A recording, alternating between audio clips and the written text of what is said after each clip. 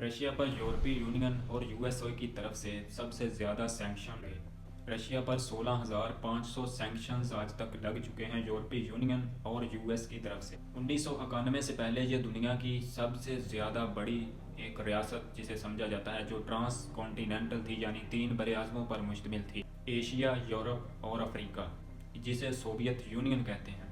फरवरी 2022 में Russia Putin के हुक्म पर यूक्रेन में इन्वेड कर देता है। यूरोपीय यूनियन और यूएस की तरफ से यूक्रेन को $380 बिलियन की एड अब तक पहुंच चुकी है, जिसमें से अकेला यूएस $178 बिलियन की एड प्रोवाइड कर चुका है। आखिर ये यूक्रेन है क्या, इस कॉन्फ्लिक्ट्स में है क्या, और ये कैसे शुरू हुआ, आइए जानते हैं इसकी history. Two neighbors who share the same ancestry, a common history, speak nearly the same language, follow the same church, yet often seem to find themselves at odds with each other. Russia and Ukraine. क्या वजह ऐसे reason थे जिनकी वजह से, historical कैसे reason थे जिनकी वजह से रशिया ने यूक्रेन में इन्वेड किया।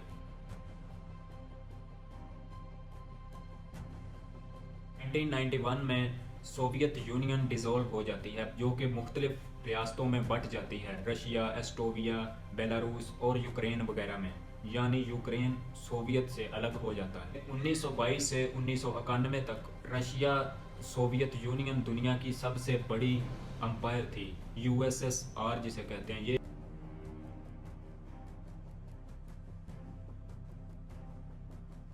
यूरेशिया थी, यानी यूरोप और एशिया मिलकर इस अंपायर में समाते थे। इसमें उस वक़्त 11 टाइम जोन्स थे, जो कि 12 मुल्कों पर मुश्तमिल थी। इसमें कम्युनिस्ट पार्टी रूल करती थी। सोवियत यूनियन डिसॉल्व इसलिए हुआ कोल्ड वार में, क्योंकि वेस्टर्न अलाइज जीत चुके थे। यूएसएस सोवियत यूनियन क्योंकि अफ़गानिस्तान में भी इन्वेड था, तो कोल्ड वार में जब वेस्टर्न और यूएस फातेह बने, तो यूएसएसआर 15 होमलैंड्स, डिफरेंट होमलैंड्स में बट गया, क्योंकि मुख्तलिफ एथनिक ग्रोथ थे, यानी हर मुल्क की अलग-अलग एथनिसिटी थी, अलग अलग नस्ल थी। कोल्ड वार में शिकस्त के बाद यूएसएसआर सोवियत यूनियन, इसमें पॉलिटिकल क्राइसिस अमर्ज होता है, जिसकी वजह से ये डिसॉल्व हो जाता है। 25 दिसंबर 1991 को यूएसएसआर के प्रेसिडेंट गोर्बाचेव रिजाइन कर देते हैं। मॉस्को, जो इसका कैपिटल था, उस पर रशियन फ्लैग लहरा दिया जाता है, यानी यूएसएसआर अब सिर्फ रशिया रह चुका था, यानी बाकी कंट्रीज अलग हो गए थे। 5 दिसंबर 1994 को यूक्रेन, यूके, यूएसए और रशिया के दरमियान एक एग्रीमेंट साइन होता है, जिसमें ये यकीनी बनाया जाता है कि रशिया और यूक्रेन न्यूक्लियर वेपन का इस्तेमाल एक दूसरे के ख़िलाफ़ नहीं करेंगे, जिसको यूक्रेन ने वायोलेट किया था।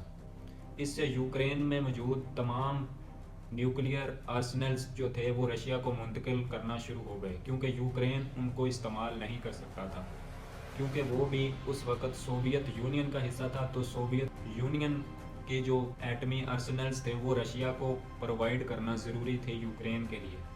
2000 तक तमाम न्यूक्लियर आर्सेनल्स, हथियार रशिया को भेजे जा चुके थे। 2010 में विक्टर यानुकोविच यूक्रेन के प्रेसिडेंट मुंतखब होते हैं, जो कि एक प्रो रशियन प्रेसिडेंट थे, और वो यूरोपीय यूनियन से रिज़ाइन कर देते हैं, यानी यूक्रेन यूरोपीय यूनियन से निकल जाता है, जिसकी वजह से बहुत से लोग इसकी मुखालफत करते हैं। और इसके बाद यूक्रेन में इंसर्जेंसी वाक़या होती है, जिसे मैडेन रेवोल्यूशन कहते हैं, इसे रेवोल्यूशन ऑफ डिग्निटी भी कहते हैं। इसमें लोगों की डिमांड ये थी कि हम तो यूरोपीय यूनियन के साथ ही इलाहा करना चाहते हैं, हम प्रो रशियंस नहीं बन सकते। लिहाजा 2014 में विक्टर युशेंको 52% वोट लेकर यूक्रेन के प्रेसिडेंट बन जाते हैं, जो कि प्रो वेस्टर्न थे। याद रखें, मैडेन रेवोल्यूशन में उसकी बैक पे वेस्टर्न्स भी थे, यानी वेस्टर्न भी चाहते थे कि यूक्रेन सिर्फ यूरोपीय यूनियन में रहे, वो प्रो रशियन ना बने। इंसर्जेंसी का फ़ायदा उठाते हुए 18 मार्च 2014 को रशिया क्रीमिया में इन्वेड कर देता है, जो कि रेड सी में है। रेड सी पर भी रशियन कंट्रोल आज तक मौजूद है। इसी तरह 2014 में रशिया क्रीमिया को यूक्रेन से छीन लेता है। 2014 में जब क्रीमिया को छीन लिया जाता है, तो यूरोपीय यूनियन भाग के आते हैं, और रशिया और यूक्रेन के दरमियान एक मिन्स्क एग्रीमेंट होता है, जिसके तहत अब रशिया यूक्रेन को कोई भी नुकसान नहीं करेगा, यानी उसमें इन्वेड नहीं करेगा। लेकिन फिर ऐसा क्या होता है कि 2022 तक ایسا کیا ہوتا ہے کہ جس کی وجہ سے رشیا انویڈ کر دیتا ہے یوکرین میں؟ ایسٹرن یوکرین میں ایک علاقہ تھا ڈونباس ریجن، جس میں بہت زیادہ رشین ایتھنیسٹی موجود تھی۔ ڈونباس ریجن میں رشین مائنورٹی ہو کر ورلڈ وار 2 میں نازیوں کی مدد کی تھی جرمنی میں۔ 2022 میں پیوٹن نے کہا کہ وہ ڈونباس ریجن میں ہمارے جو رشین مائنورٹیز ہیں ان کو نقصان پہنچا رہے ہیں یوکرینینز، لہٰذا رشیا یوکرین کے بارڈرز کے آس پاس اپنے ملٹریز آرسنلز کو لگانا شروع کر دیتا ہے۔ 1,90,000 سپاہی یوکرین کے بارڈر کے آس پاس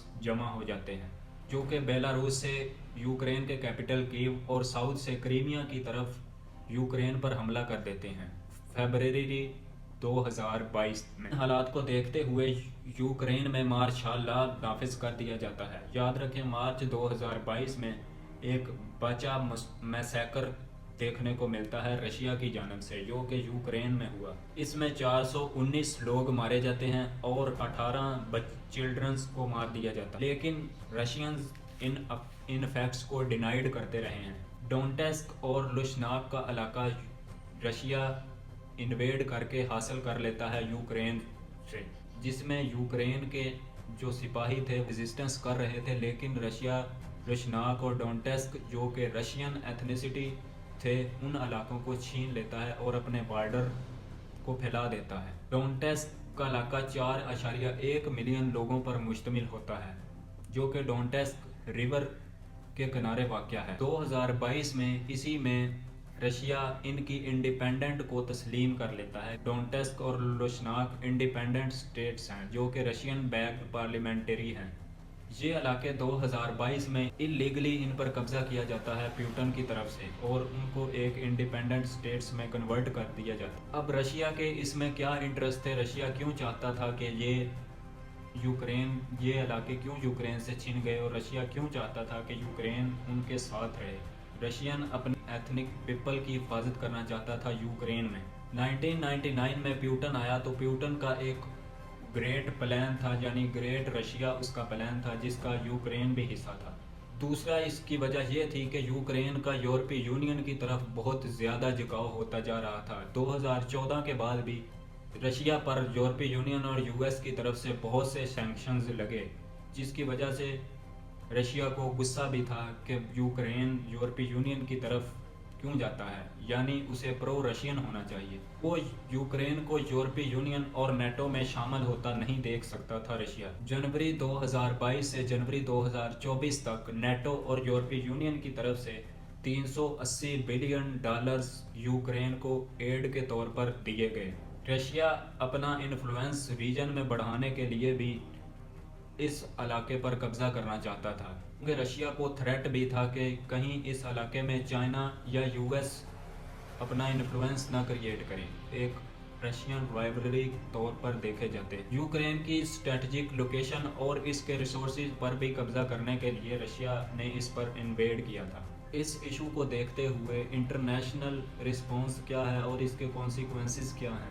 اکنامک سینکشنز اگینسٹ رشیا 2020 سے 2024 تک اکیلے بائیڈن ایڈمنسٹریشن کی طرف سے 500 سینکشنز رشیا کے خلاف لگے اور 100 ایکسپورٹس فرم کو ایکسپورٹ کرنے سے روک دیا گیا۔ 2022 میں 2.1% سے رشیا کی اکانومی سلو ڈاؤن ہوئی، لیکن 2023 میں 2.2% کے ساتھ اس میں اضافہ بھی ہوا۔ یعنی ان سینکشن کا رشین ڈکلیئر کرتے ہیں کہ ان سینکشن سے ان کی اکانومی پر کوئی اثر نہیں پڑا۔ $350 بلین کے رشین ایسٹس جو کہ یو کے میں موجود تھے، ان ایسٹس کو بھی فریز کر دیا گیا جو کہ رشین لوگوں کے تھے۔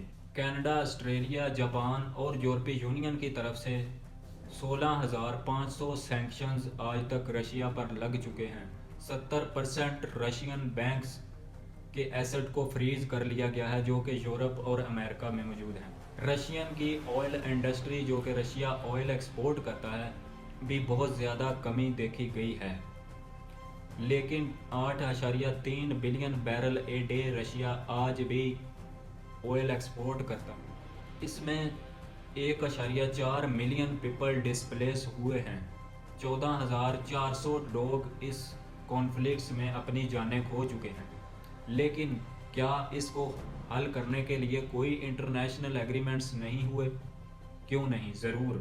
2022 میں طیب اردگان کی طرف سے استنبول میں ایک ایگریمنٹ سائن ہوتا ہے، یوکرین اور رشیا کو اکٹھے بلایا جاتا ہے، لیکن یوکرین کے پریزیڈنٹ زیلنسکی اس ایونٹ میں کوآپریٹ کرنے سے انکار کر دیتے ہیں۔ ستمبر 2023 میں رشین فورن منسٹر سرجی لیوروف گراؤنڈ ریالٹیز کی بیس پہ کہتے ہیں کہ جو علاقہ رشیا نے قبضہ کر لیا ہے وہ رشیا کو دیا جائے، اور جو یوکرین سے چھن گیا ہے وہ یوکرین کے حوالے نہیں کیا جائے گا، کیونکہ اس وقت گراؤنڈ ریالٹیز یہی تھی۔ لیکن یوکرین اس سے انکار کر دیتا ہے، وہ کہتا ہے کہ زیلنسکی نے کہا تھا کہ ہم آخری حد تک لڑیں گے۔ یہ ایک ایسا ایشو ہے جو آج بھی جاری ہے، اگرچہ ڈونلڈ ٹرمپ نے یوکرین بیک ہونے سے انکار کر دیا ہے، لیکن پھر بھی یوکرین کے پریزیڈنٹ زیلنسکی کہتے ہیں کہ ہم رشیا سے اپنے علاقے چھین کر ہی سکون حاصل کریں گے۔